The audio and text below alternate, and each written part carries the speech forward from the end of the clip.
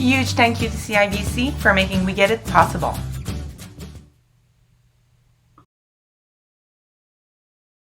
Hi, welcome to a new episode of We Get It. My name is Karine Chalifour. I'm the Program Director with Young Adult Cancer Canada. Thank you for joining us for this new episode. This season, we've actually changed things up a little bit, as you will notice. We will bring you every week, every Monday night, 7 p.m., we will bring you sessions that we have recorded and edited from our past events, sessions that are with amazing health professionals and friends across the country, some stories from YACers as well. And we will talk about issues that are, we know, real things and real issues for the young adults we work with, and for topics like fear of cancer recurrence, body image, movement and exercise, mindfulness, legacy, palliative care. We are going to touch on a bunch of content. So we hope that those sessions are going to provide you with information and tools to help you live life and love life, and hope you get to join us every week and share with anyone who could be interested. So let's start now with this next episode of We Get It. Enjoy.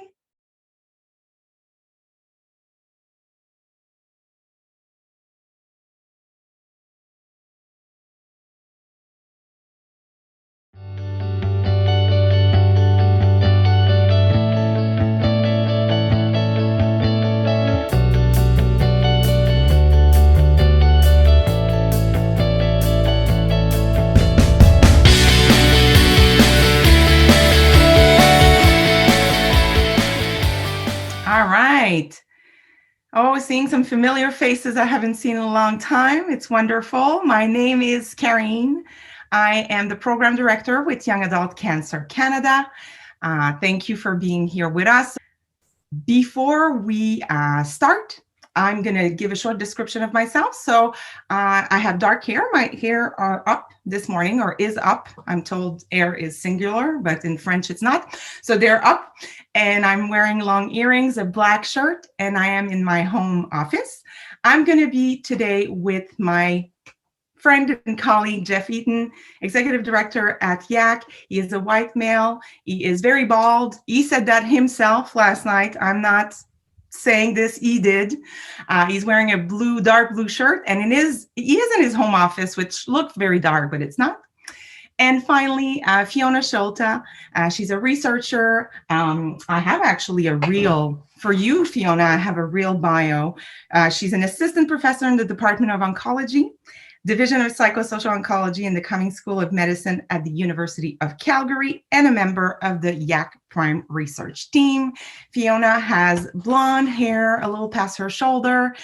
She is white skin, and she is wearing this blush kind of vest on and a black shirt. And she's at home as well, like most of us are. All right, that's our introduction. Before we jump into our slides, when we speak of the YAC Prime Study and of the data and the findings, for us it is extremely important to tie this to stories. We want what we found to connect with the stories of our community members. So I'm going to start us off this morning with a very short video of one of our community members who is going to speak of his experience with distress and mental health challenges related to his cancer experience. So I will share my screen, and we're going to start with that.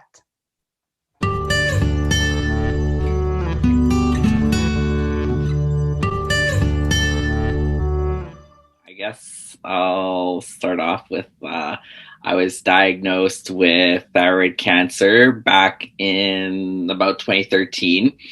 I'm 30 now, and so I was 23 at the time. For me, mental health is something that I was previously dealing with, but then cancer kind of added a different layer of difficulties onto me. In the last 2 years, have really dealt with difficulty with trying to address that chronic pain, difficulty with thinking about the future and having to continue to deal with chronic pain, anxiety around fear of recurrence because I have some lumps that are being looked into, all sorts of things like that. And it ended up leading me to be hospitalized because I was struggling, and I just felt like I couldn't do it anymore, and I couldn't do it alone, and I didn't feel like I was getting the support I needed from the medical care system either. Even years and years out, you're still worried that with that potential that it can come back, right? And that leads to a certain amount of anxiety. And anxiety, anytime you go in for a medical test, you have this concern in the back of your mind, like, what if it's cancer? Because you've been told it before, so it could happen. It's very real that it can happen again. When you get some distance away from it and you're kind of coming back out of survival mode, and all those feelings can start rushing in, and then you're starting to deal with kind of the mental effects of cancer, and all that you went through. As you heard in this short 2 minutes, Kai has touched on a lot of what we're going to talk about this morning. So not making you wait any longer, I will share my screen to some slides and I will pass it to my colleague, Geoff. Thanks, Karine. Good morning, everyone. Thank you so much for making the time to join us. My name is Geoff Eaton. I am a 2-time young adult cancer survivor and the executive director at YAC, and really excited to bring you this presentation regarding young adults with cancer and their mental health.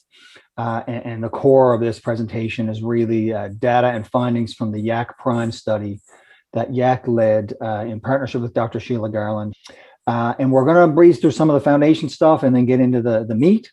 We will keep an eye on your questions, and we'll address some of those things as we move forward. Karine, you can lead us on that part, but if you can go to the next slide, that's great. Here we go. And then really background of the study is this is a beautiful partnership that started with this relationship between Karine, Sheila, and I, YAC and Sheila's team, and has grown to be a beautiful, powerful, incredible research team that's been digging into this data.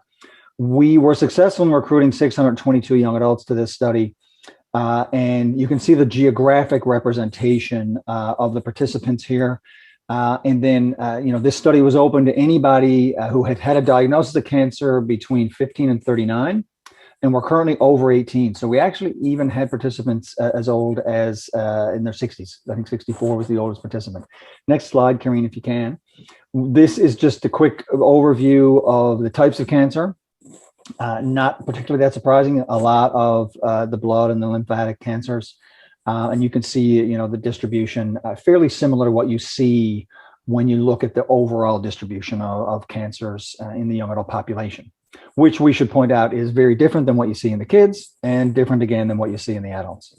We look at stage of disease and stage of their experience. So you can see, again, a distribution of how we look at the stages. Typically we refer in YAC the 1, 2, 3, 4 stages.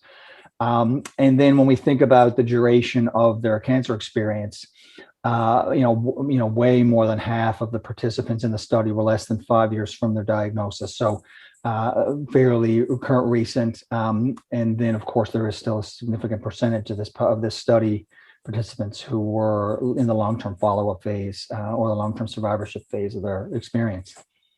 And that's a little bit of the tops of trees.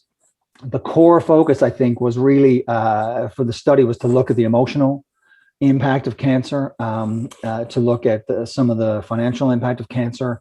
And we looked at community, and you're going to hear about quality of life this morning as well. And I'll pass it over to my colleague, Karine, to take us through some of the next content here. Awesome. Thank you, Geoff. I know in this big, beautiful group of ours this morning, we have a mixed. So we have a lot of our healthcare provider friends and colleagues. We also have many young adult cancer survivors and supporters here, and probably as well some parents. Before I dig into, first of all, I'm not gonna go into the deep details of everything. It would take us probably an hour per topic. At some point, just in case any of what I'm gonna say, because I'm not gonna spend a lot of time on it, For any of you triggers, any kind of more intense emotions, please feel free to remove, like turn off your camera, or even if you need to take a break and leave the room, that's okay. You can come back at any time. But I know that sometimes, we talk about these things and we forget that, there are real people behind what I'm about to touch on. So if we start with distress, Geoff, if there's anything, I'm seeing your face right now, which is perfect, because if anything goes off, just give me a sign. I'm not seeing the participants. All right. So psychological distress, I think for many of you, it is a concept that you've heard of or have been through. But what we were interested in is to look at, okay, what is the level of distress of our YAC Prime participants? And more importantly, when we compare that level of distress to their peers, matched peers without cancer, is there a difference? Is distress this kind of generational thing where young adults are just stressed out? Or is there a difference when you have cancer? And yes, we have found that there is. So just to give you an idea of how we did this, the match sample came from the Canadian Community Health Survey. We excluded people who've had a previous history of cancer, and we matched them on age, sex, and education. So at the end of it, we actually were able to compare 448 cancer and non-cancer matched peers. So this is what the data is based on. What we found is 46.7% of those who participated in the YAC Prime study had moderate to severe levels of distress. This is with the K10 measure. Again, this is significant. We're talking about half the population that is dealing with moderate to severe levels of distress. So that's something I'm sure for the healthcare providers present this morning, it is not a giant and huge surprise. But ultimately, when we looked at comparing with their matched peers, this is where as well that the visual that you can see right now is striking. It is significantly the difference is significant. So you see that when you have the cutoff for mild distress, young adults who have cancer had a score of, well, almost 25, 24.89 compared to their matched peers who had 15.75. So again, it is not just a thing of young adults who are dealing with cancer and everything that comes with it have significantly higher levels of distress. If we want to understand a little bit more of what that is, so that is where I'm a social worker in training. If you want to challenge me, you can ask me questions about this beautiful graph, but I'm not really going to get lost in it, but I will highlight some of the key things I would like for us to remember this morning. So for whoever is not a researcher like I am, let's look into some of the key things in that graph. The severity of distress was largely independent of demographic and cancer variables. So really all that was left was employment status and years of education remain. But ultimately, all the other factors we could have thought could have had an impact were not. But body image dissatisfaction, fear of cancer recurrence, and poor social support were all associated with high levels of distress. So ultimately, we will say this over and over again this morning. What this means is we know that there are very effective and efficient interventions to help with distress. We also know all those connections. We'll dig into a few of those this morning. So ultimately, I think as a healthcare system, as organizations working with young adults with cancer, like YAC and many others, even if we look at what seems to be the highest points of pain and difficulties in our community, working on body image, working on fear of cancer recurrence, working on connecting young adults with their peers, all of that can have an impact on distress and all the other things. It's all connected and interrelated. So that's the quick overview for distress. Switching to fear of cancer recurrence. We were really interested in understanding where young adults were located with fear of cancer recurrence, especially knowing that, as most of you probably know, young adults, I think the stats I have in my head is 83% live with long-term side effects for many, many, many years, hopefully, after their initial diagnosis. So with that in mind, you could think, okay, how do they cope with the possibility of their cancer coming back? So here are some of what we found. So again, to give you an idea, fear of cancer recurrence inventory is what we used for the dependent variable. Independent were demographic, so age, sex, relationship, parental, education, income. Cancer variables, so we looked at cancer stage, cancer duration, and the psychosocial variables. So within our YAC Prime study, we had the K10, we had the SF12, post-traumatic growth. We were quite interested in that, body image, and social support. So we kind of looked at that and saw what is the relationship with fear of cancer recurrence. And here are some of our findings.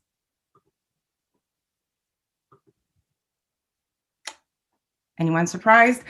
59.2% of the young adults in our study, clinically significant levels of fear of cancer recurrence.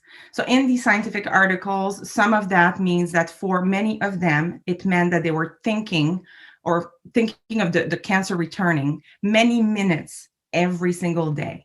So when you think of that concept, it can be quite impactful on how you function on multiple levels in your life when you kind of live with that level of fear of your cancer returning. So again, this beautiful graph that I'll leave there for all of you researchers, but I will get into what this means. And Fiona is there, probably much more equipped than me to go into all those little numbers. But ultimately for us, what it ended up showing were the following. Let's see. Factors associated with fear of cancer recurrence. So time since diagnosis, which we have been quite interested in that. So we have noticed that once people pass the 5-year after their diagnosis, the fear of cancer recurrence diminished significantly. We think that it's probably related to the fact that people are told after 5 years of after your diagnosis, you can be in remission. So I think that has an influence. I'm not a doctor. I'm not a scientific. I don't know how that was established, but I'm like, if that has anything to do with reducing fear of cancer recurrence, I wish someone had said, nah, a year and you're good. But we can discuss that. Having had a previous recurrence. So those who have had a previous recurrence had higher levels of fear of cancer recurrence. Distress, moderate to severe. Let's remember the slides a little earlier. As we know, 46.7% of our young adults had moderate to severe distress, and body image dissatisfaction, which was also connected to distress. So all of those elements were factors associated with fear of cancer recurrence. And if some of you are wondering, actually the cancer stage was not related when we compared sex, age of diagnosis, current age, education, number of children, sleep. At the multivariate level, it was no longer associated. So I think these are things that sometimes we think maybe if someone has a different type of cancer, different type of prognosis, it could really influence their fear of cancer recurrence. But we have found in that study that it is not. So that's a quick overview of fear of cancer recurrence.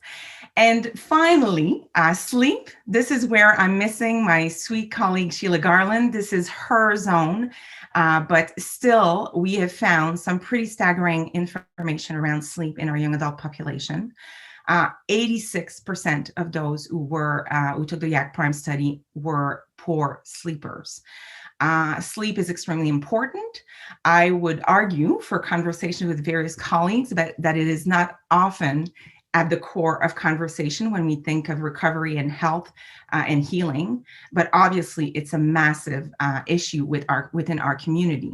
So if we looked a little bit deeper, so what we found is 44.5% of young adults took medication to help them sleep. And then if we look at the breakdown here, you see, less than one night a week is 13%, 1 to 2 nights, 10%, but 20% was 3 times plus a week taking medication to help for sleep. It's okay for a bit, but having worked with young adults for over 15 years, I know that for some, it is not just for a couple of years. It is a long-term thing because they're just not sleeping. Some of the factors associated with poor sleep quality. So those were also interesting things that we're going to continue to dig into. But survivors with greater years of education had better sleep quality than those with less. Survivors in school reported better sleep quality than those who are not. And we know many of our community members are not in school or working because they can't for a variety of reasons. Time since diagnosis, 2 to 5 years post-treatment, reported better sleep quality than those who were less than a year. Distress, there it is again, everywhere. Clinically distressed survivors reported worse sleep quality than those who were not clinically distressed. 46.7% moderate to severe levels of distress. Let's remember that. And physical, mental health survivors in good physical and mental health reported better quality of sleep than those in poor health. So knowing our population and knowing the challenges they face, I think this makes a lot of sense. And again, this is a big, beautiful invitation for all of us working with young adults to figure out ways to help them with sleep, because it can help them in so many other aspects of their experience. So I am going to invite my colleague Fiona Schulte to dig into quality of life, which was really her piece in the YAC Prime Study. So Fiona.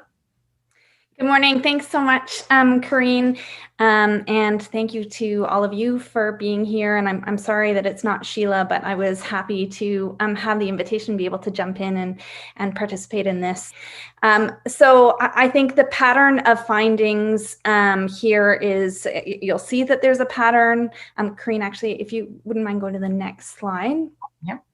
The pattern is similar across the various studies that we've done. I was interested in quality of life. I really like the idea of quality of life because it's a subjective rating, so a rating we give ourselves regarding kind of overall functioning. So I feel like it sort of captures many of the concepts that we've talked about.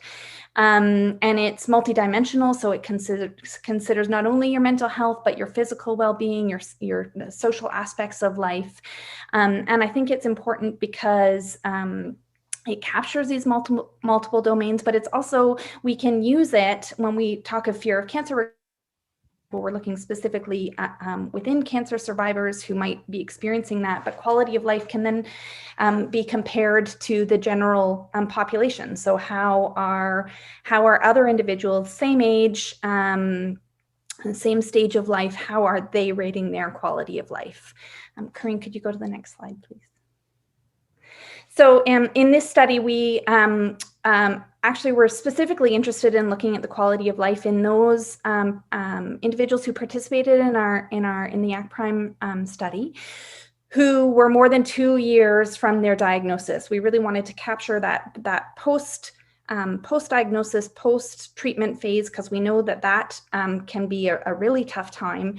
But we're interested in how are these individuals beyond their diagnosis and treatment? How are they experiencing their quality of life? We used a very well-known measure of quality of life, the SF-12, and the SF-12 will assess both your physical functioning and your mental health functioning. And again, for this study, we compared to the Canadian Community Health Survey. We matched our YAC Prime participants to the Canadian population, looking at the same age and sex. And we, of course, excluded anyone who completed the Canadian Health Survey who had a previous or current cancer diagnosis. So for this study, again, because we were looking at the select sample who were more than 2 years from their diagnosis, we had 195 from the YAC Prime group and 655 from the Canadian Community Health Survey. Next slide, please. First, we took their quality of life scores and we categorized them into good quality of life and poor quality of life. And I think here the results are quite striking. So good is blue and poor is red. And you can see when we look at physical health for those survivors, 26.7% are reporting poor quality of life compared to comparisons, of which 10% reported poor quality of life.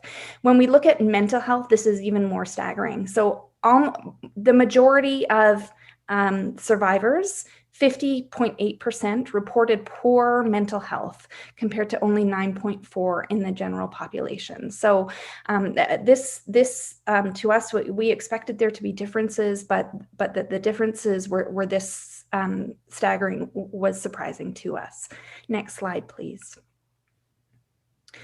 We also looked at this with a breakdown by sex, looking at differences between male and female. And in fact, we didn't see many differences here. The pattern remains. So those survivors of young adult cancer are reporting significantly more poor health compared to the general population. Next slide. Oh, sorry. I'm just gonna finish with that too.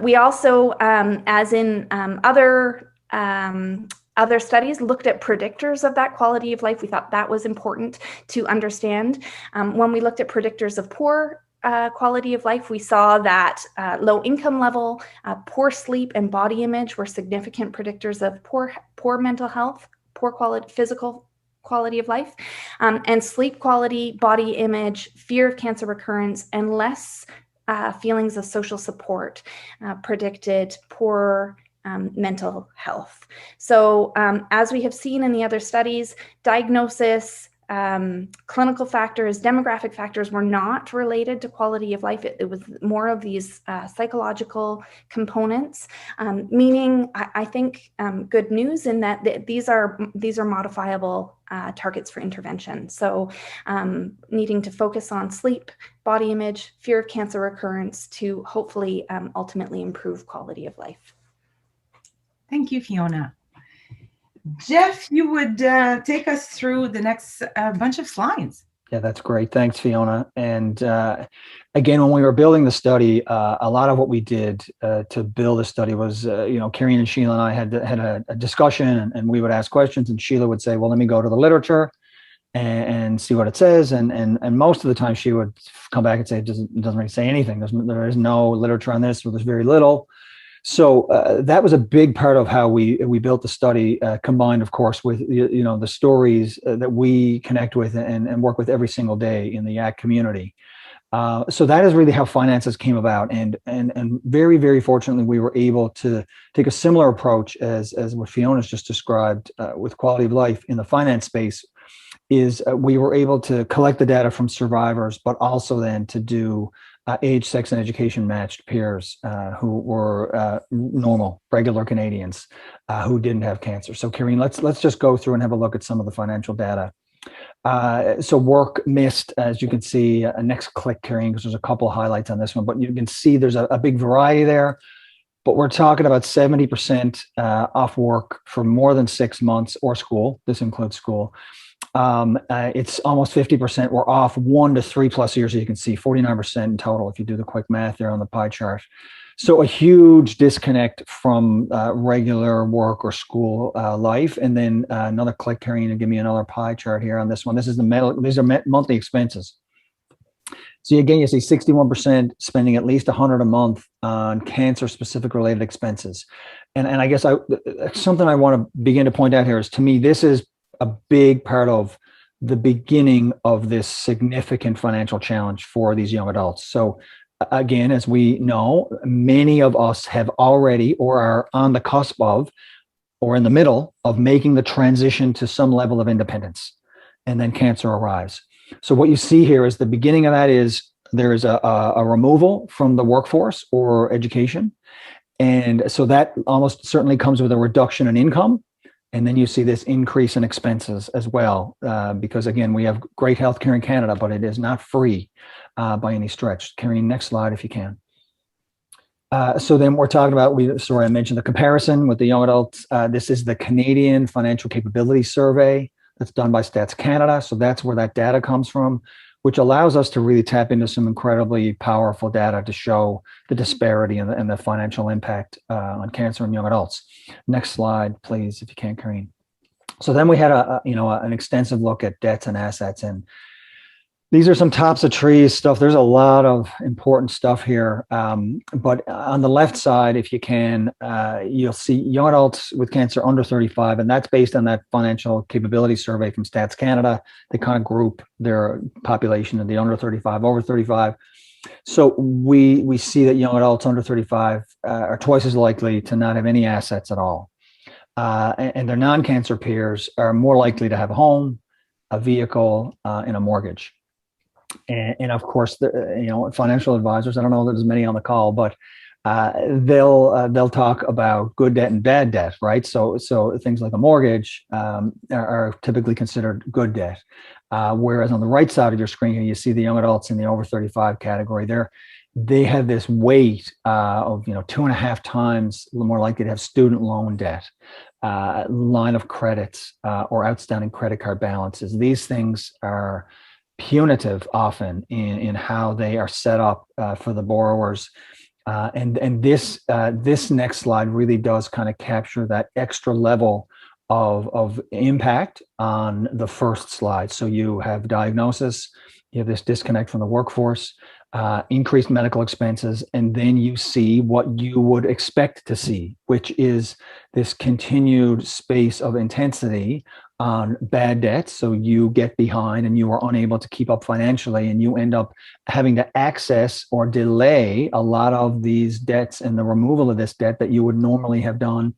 And of course, we're seeing is that you're not able to keep pace anywhere close to what your non-cancer peers were able to do. So there's a real financial challenge that young adults with cancer face. And it is one of these things that I think that is, almost everything with respect to young adult cancer is under the radar. The financial impact to me is a distant afterthought. It needs a lot more attention because it's really traumatic. And again, it's a modifiable situation, just like almost everything that we're talking about this morning. Of course, YAC as an organization is all about connection. Our core mandate is connection and community. We run a community of young adults that are now in COVID times still heavily connected in the digital spaces, and in non-COVID times, a combination of face-to-face interventions and digital in programs. So part of the Prime study, we also included questions around the feelings of connection to that young adult community. I did see our buddy, Dr. Brad Zebrak, jump in here earlier. And it's Brad's research since 2006 that we have really referred to, where he found that young adults with cancer want to connect with other young adults with cancer more than they want support from anyone else. So there's other parts of your support system are still really important. But for young adults, our peers are supremely important. And by peers, I mean our cancer peers. So that's a core part of what YAC's about. And we found some really interesting things when it comes to that power of connection. Can you go to the next slide there, Karine? Thank you. So when we're talking about connection and coping and adjustment, you can see that those who feel this connection to the young adult cancer community have lower levels of distress, something we've talked about significantly, better mental health and less body image distress. And also those who don't feel connected have less of the positive reframing or the adaptive coping that I've learned, and more of the maladaptive coping, the behavioral disengagement. So super important findings for us. And it is really led from the very first focus group we ever did with young adults. And it's been reinforced for 16, 17 years. Is isolation for this population is one of the biggest challenges that they deal with after diagnosis. We can see some of that impact right here. Next slide. There you go, Karine. So this is a connection to the post-traumatic growth and connection. This is, again, we're getting outside my wheelhouse here, but these are some of the relationships that we saw with respect to post-traumatic growth and connection, and the comparison of those who feel connected versus those who don't. Next slide, Karine. Oops. Yeah. Super. That might be. So, the kind of summary takeaway, and I think then we'd be glad to have a chat with everybody is really, it's the data combined with the stories of survivors that are here with us this morning and in Primetown all weekend really highlight the disruptive developmental impact that cancer has in the young adult years. And what we've seen is this high levels of distress, comparison to peers. Fear of recurrence is a really significant challenge for them. Sleep is really challenged as well. And they've got real struggles on the physical and mental health. And the finances is a huge, massive challenge that's thrown in the mix of that. We've also seen that body image and fertility are incredibly important to this population, and social support and connections can help buffer some of the negative effects. If there was if the premier's on the call this morning or the prime minister, I don't believe they are, but if they were, I would say the number one takeaway here is that there is a lot of pain and suffering in this population, but almost everything we've talked about, or most everything we've talked about this morning, is modifiable. And that means we can make it better with resources. And that means people and programs and funding. So we have a population and a situation that we can address. We just need the will. And making people like you aware of this population and these issues is part of creating that will. And we will continue to have these kind of discussions with groups like you, because we believe that it's an incredibly important group that have been underserved for far, far too long. Karine, do we have a bonus piece, or we do have one more bonus piece? We have one, we have time, so we can touch on it. Super. Did you want to touch on this? Do you want me to? Sure. You or I, we don't have to fight over it, but like Geoff mentioned, we also found, so body image was one interesting piece within the YAC Prime Study, where many of us are continuing to explore, because it was appearing everywhere in some capacity. So just this morning, we saw it in distress, in fear of cancer recurrence, and quality of life. So all of those elements, and even in connection. So I think understanding better how important addressing body image, distress, and dissatisfaction can be, and how much of an impact it can have on the young adult population is quite central. And I think, again, like sexuality and a few other themes and conversations we're going to have throughout Primetown, is not always necessarily put and discussed. So higher body image concerns were related to less time since diagnosis. So the closer people were to their diagnosis, the higher their body image distress was. Lower post-traumatic growth and social support, greater distress as well, and higher number of treatment received. So the more treatment you've received, the more body image distress you had. So those are some of the basic key findings on body image.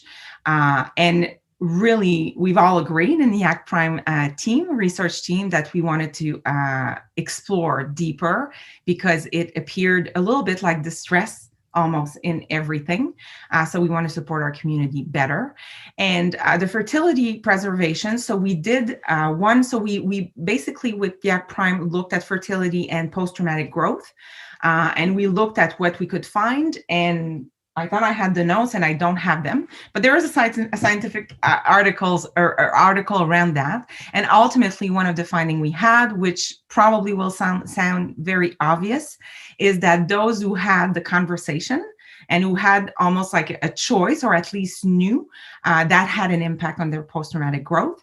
So ultimately, I think thinking of fertility, it's a conversation that is taking place a lot in our healthcare system.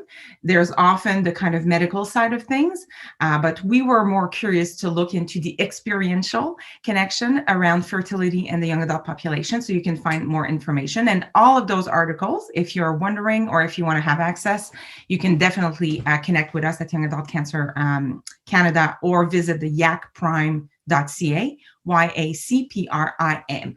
YACPRIME.ca, and you will have the details and the information on our research and articles that are published. So some people who are here this morning might recognize themselves in that picture. This is a quick overview of some of our findings.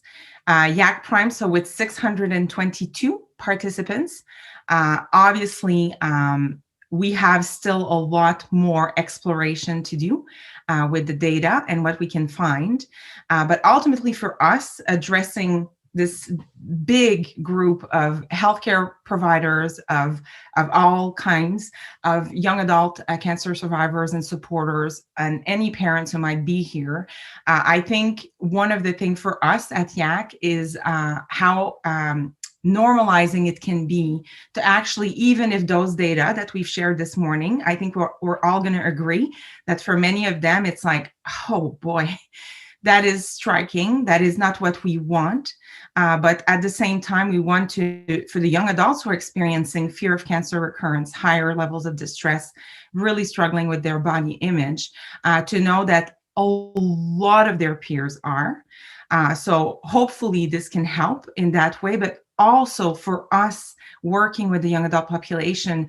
To me, since we started this adventure with YAC Prime in 2017, it has changed numerous ways of how I work every day with young adults, because that's my job. I talk with them pretty much every day in some capacity.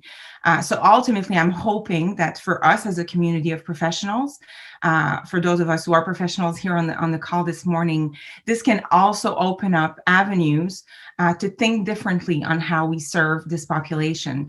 Like we've addressed, and Geoff mentioned it, but I think in the YAC Prime study, some of the sometimes forgotten issues like sleep, like finances, when you think about how challenging the finance situation is for our young adult population, I think everybody here on this call can agree that money is a real cause of stress in life when you don't have any, when you don't know if you're going to be able to work again, if you don't know if your disability is going to be renewed because you have to go. So there are so many elements that connect with the data we've presented this morning, that I hope that even though it was a quick overview, that it's still kind of got some light bulbs in your head to say, okay, maybe there are some things we can do, or some collaborations that we can do.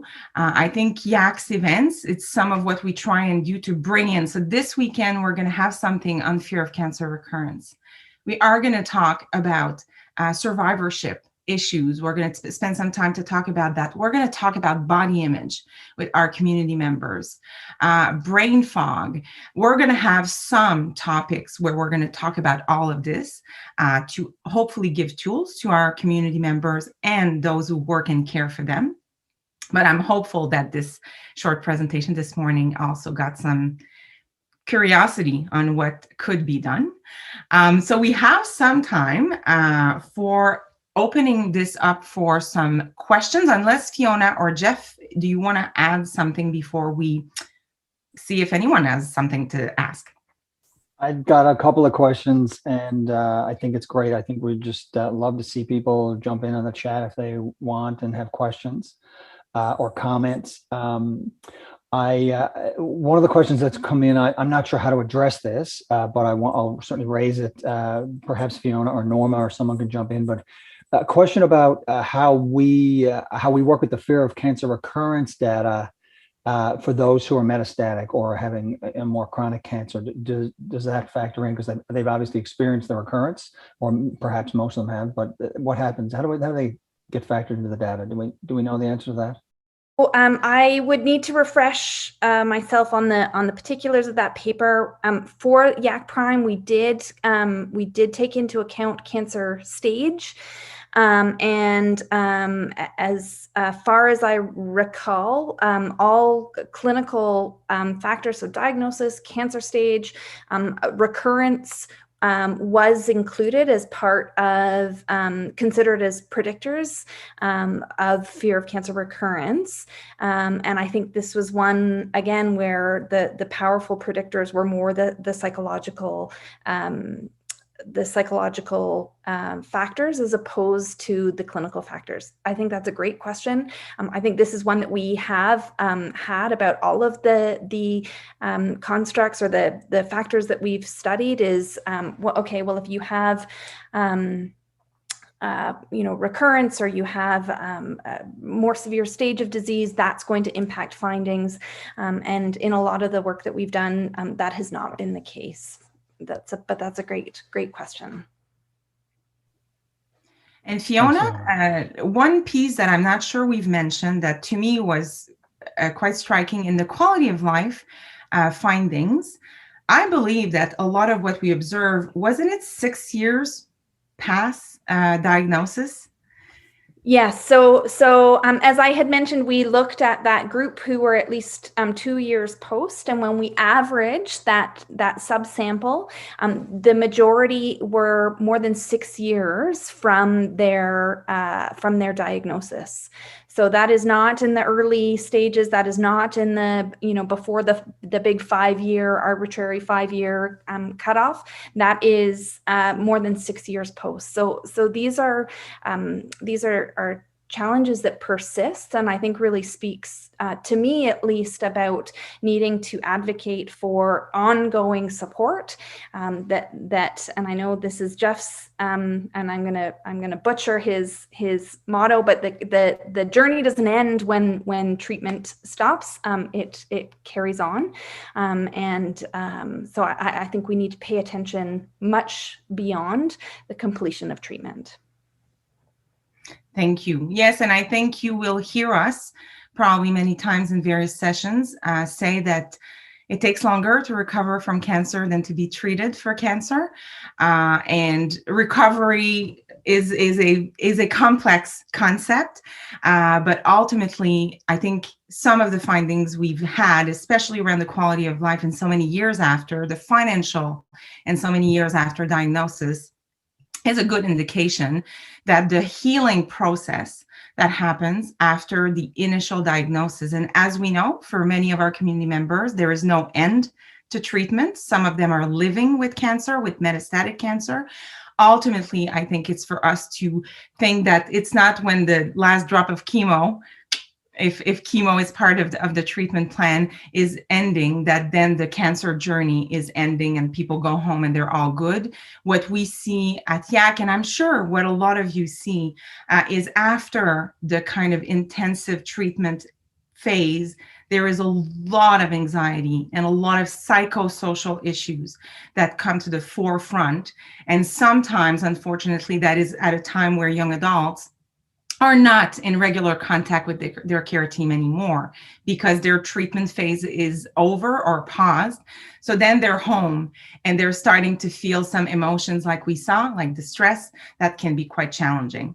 So we have a few, I don't know, Geoff and Fiona, if you're seeing, we have a few comments. Let's try and address some of that. How can we use this data to change policy or create change in the system outside of YAC? So there's a collection of resources in the system that are at some baseline level, and they do a lot of good with a very little bit of resources. And having, adolescent young adult social workers, for example, or psychologists that are dedicated to helping, incredibly helpful. I would also say a big part of the way I see solutions to some of these problems is in a complement to the system. I don't feel like that we need to rely on the health system to address a lot of these challenges. And our good friend and board member, Norma D'Agostino's here. And Norma talks a lot about how, we work best together. There are certainly things that Norma as a psychologist does that YAC cannot do and would not attempt to do with respect to support and interventions to help patients. But then there are things that YAC does that Norma could never do either. So to me, that's the change that we're looking to create, is the continued prioritization within the health system. But also, I think I would default to look into the community for more of these answers. And in fact, a lot of times for young adults, they want to be in different environments than the cancer center. to get services and support to some of these things that they want. They want a different environment, and so organizations like YAC can help provide that. It's a complex question, but I appreciate you raising it, and it's one that we work on every day. I guess I would touch on the last thing I would say on that is Fiona and Karine have touched on this as well, is recovery takes longer or after than treatment, without question. But from a resource perspective and thus a funding perspective, inside cancer systems in Canada, it's an afterthought. So there's next to no resources allocated to that portion of the patient experience right now. Thus, for young adults and perhaps even all other stages, there's a huge deficit of programs and resources to help them with that. And thus the intensity of the challenges that we've just presented this morning exist, and they will continue to exist until we have some reallocation and adjustment of the resources in our space. So thank you, Anna, for that. And I'll hand it back to you, Karine. Yes, so I'm going to try and catch a few of the extra questions. So when it comes to coping strategies, I think it's a really good question. In this specific presentation, we were kind of addressing more, okay, what should we look out for within the healthcare system and as young adults to know, okay, these are issues. We are trying to connect with partners who have the expertise to help with some of those issues like fear of cancer recurrence and distress and anxiety within the programming of this event. We're going to try and touch on some of that with giving more practical strategies. But of course, this is a continuous work for us within YAC, but also with our partners when we talk with them, and then with colleagues who work with us. That's something that we try and focus on. Let's see. Mentioned at the beginning of the webinar, you mentioned participants were 60-year-old. Purpose to measure how cancer during the young adult stage later. I think there was only one or two was over 60. Do you remember, Geoff? I don't think there were many. There weren't many, but there was a subset, I think, that would have been in that over 50 category. I just happen to remember that the oldest participant was 64, which meant that I believe my memory was they were a 48-year survivor. So that just, it's an outlier, but I do remember it being there. Yes. Another great question. So for us, when we did the YAC Prime study, to be able to recruit and end up with 622 young adults, yes, of course, we did all kinds of social media promotion, and we went wide and broad to recruit. This meant we had definitely a good portion of young adults who participated who were connected to YAC, but there were also a good proportion of people who were not connected to YAC. The ratio, Geoff, I'm not sure I remember properly. My memory is it was around 35 or 40% that were not connected to YAC. That's correct. Yeah. So 35 to 40% not connected to YAC. So that is also for us, that was kind of important. That's why we went so broad to recruit participants. So it was not just within the YAC community. And yes, like very good point. And I think I mentioned it. And I think for all of us, especially if we work in the healthcare system, and especially if we have a certain focus around survivorship within our community, for actually a lot of our community members, there is no done treatment. There is no after. It's just not part of what the experience is going to be. So I think we also need, when we address any of these, sometimes there is, for some people there is, and I'm not saying we ignore that, but it's also to think of the experience with all of the spectrum, because I think, again, if we are able to address it in that way, then that helps people feel seen, feel heard, feel like maybe they can talk about where they're at within their own experience, regardless of if they're done treatment or if they're not. So I think that's a good reminder for us all. The cancer types. So I'm happy we had the breakout of the slide for the cancer types. If it helps, I'm happy to share the screen so we can see. There's a question about that. So I'll just bring back my slide about the breakdown of the cancer types, so we can see it here.